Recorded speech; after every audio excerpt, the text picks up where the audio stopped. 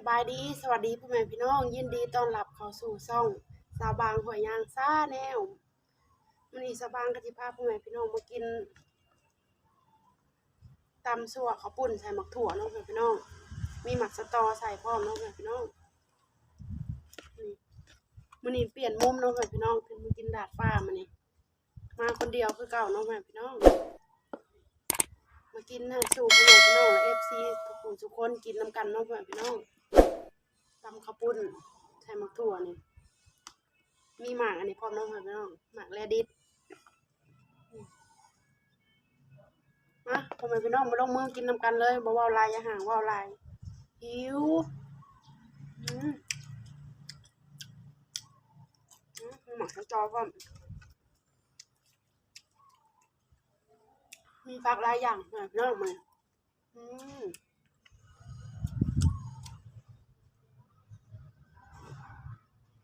หน้าตาน่ากินบ่พ่อแม่พี่น้องผักบง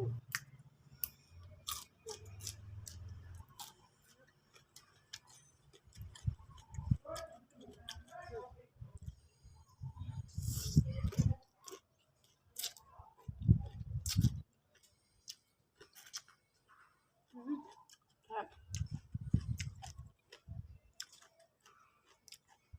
ขันหมากและดิบ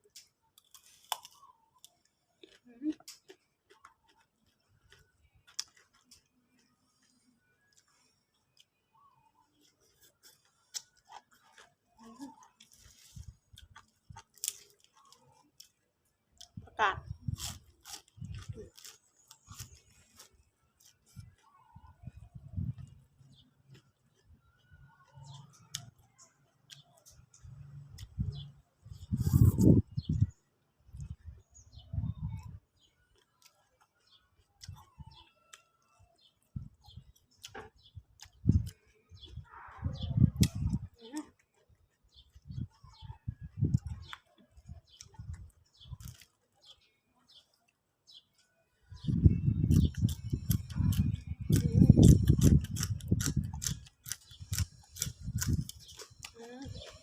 ครับเด้อพ่อแม่พี่น้องมากินนำกันเลยแซ่บ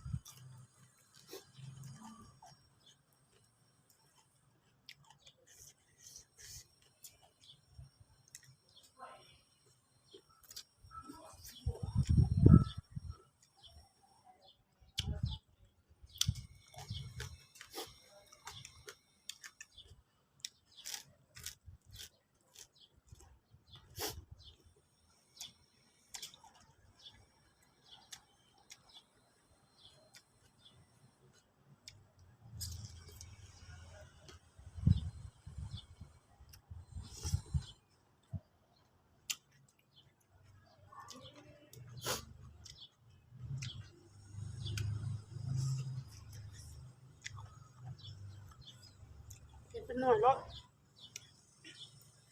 ครับ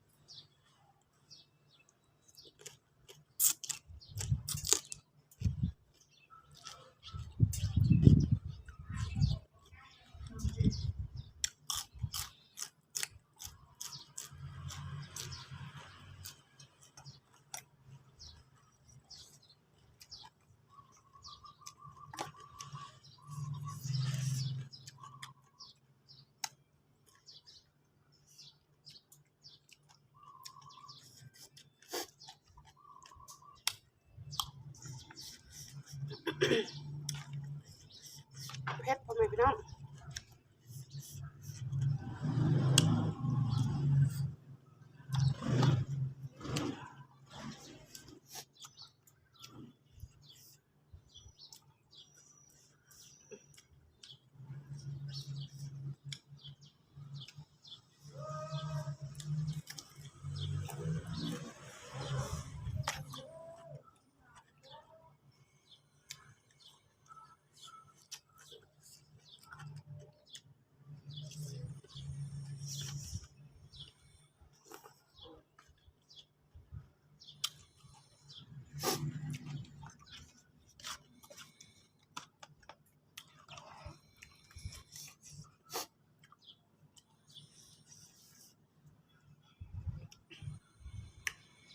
สบางก็สิขอจบคลิปเพียงเท่านี้เนาะพ่อแม่พี่น้องฝากกดไลค์กดแชร์กดติดตามช่องสบางตัวยางชาแนลหน่อยเด้อพ่อแม่พี่น้องเพื่อสิได้มีกำลังใจเฮ็ดคลิปใหม่ๆต่อๆไปสบายดี